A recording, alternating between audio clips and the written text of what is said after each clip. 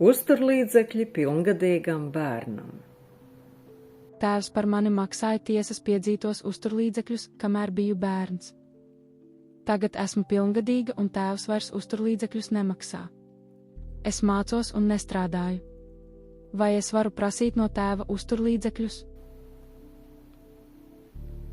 Bērns, kurš mācās vidējās vai augstākās mācību iestādes dienas nodaļā, nestrādā un nav vecāks par 24 gadiem, ir uzskatāms par nespējīgu sevi apgādāt.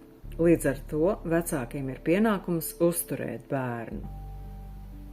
Pilngadīgam bērnam uzturlīdzekļi tiek maksāti viņa kontā.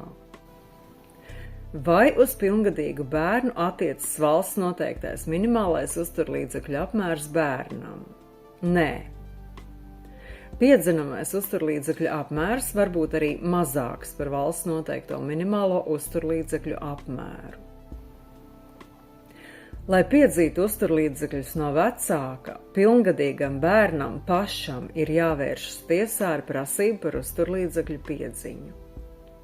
Bērnam ir jāpamato piedzimamās summas apmērs, ņemot vērā bērna vajadzības un vecāku finansiālās iespējas tās sekt.